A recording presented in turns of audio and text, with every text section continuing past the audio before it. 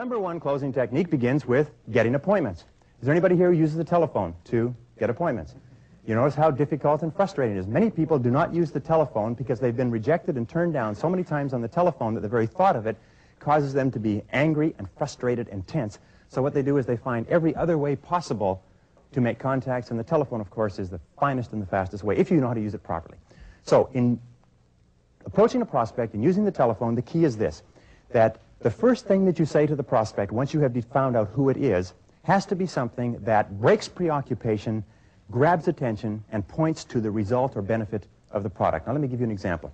I used to sell, believe it or not, sales training programs. And I would qualify my prospects, and I would call and make appointments. And I found that I could get appointments 9 out of 10 times with qualified prospects using this very simple technique. What I'd do is I'd call up and I'd ask the secretary, I'd say, who is the person who makes the decisions in this area? Who's the person who makes the decisions about sales training for your sales force? They would say, well, that would be Mr. Jones. I'd say, fine. What is his first name, please? Bill Jones. I'd say, could I speak to Mr. Jones? I said, hello, Mr. Jones. This is Brian Tracy. How would you like to see a method that would enable you to increase your sales by 20 to 30% over the next 12 months? Now, if you're speaking to the right person, the question will be aimed at something that is of relevance and something that the other person needs. Now, what do sales managers sit around and think about all day long? Increasing sales. Sales being down, sales being up, but increasing sales. When you say, would you like to see a system that will enable you to increase your sales by 20 to 30% over the next 12 months? The first question, or the next question that the prospect asks is, what is it? And that's where you go into the close. And when you are telephoning for an appointment, you are telephoning to sell an appointment, not to sell a product.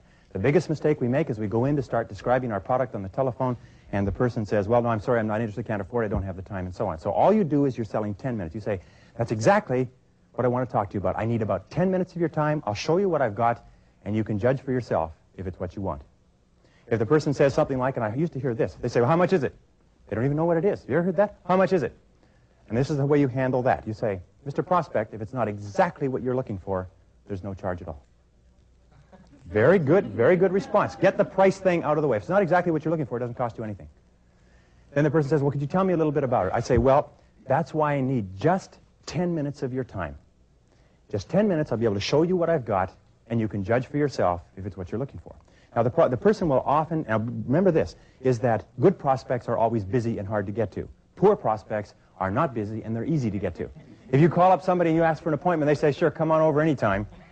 You can be sure the person isn't going to buy anything from you.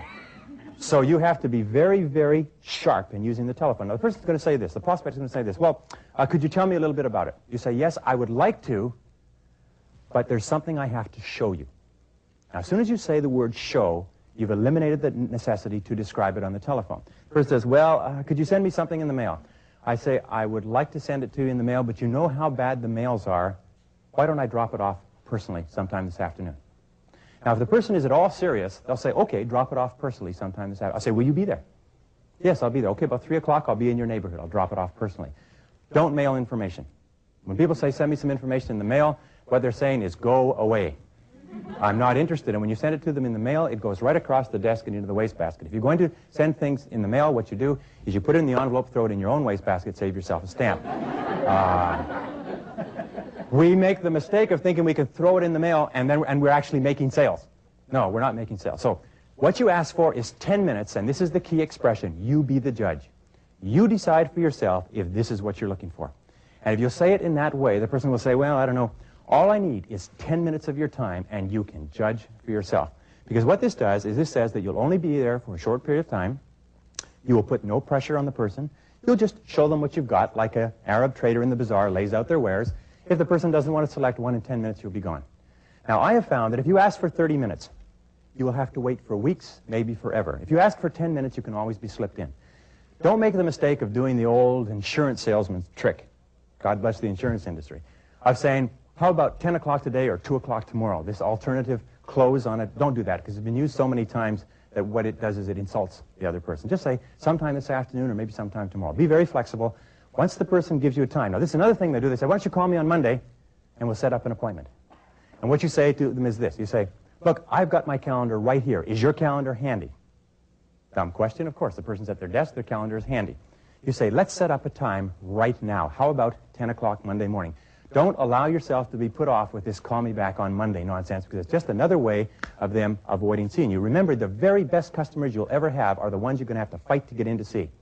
They are the ones who are the best for you, so when they try to put you off and they try to avoid you and they try to make excuses, it's what they're saying is this may be a very, very good customer. And somebody's going to get to that prospect, and somebody's going to sell the prospect. It might as well be you. So just be persistent, be polite, be firm. Say, look, all I need is 10 minutes of your time. Just 10 minutes will do it. 10 minutes you'll be able to decide for yourself. And just sell 10 minutes. If they ask you about your product or service, say, it's too involved to go into on the phone, but take 10 minutes and I'll show you what I've got. And sell only that. See, if you cannot close on the telephone appointments, you can't even get to first base.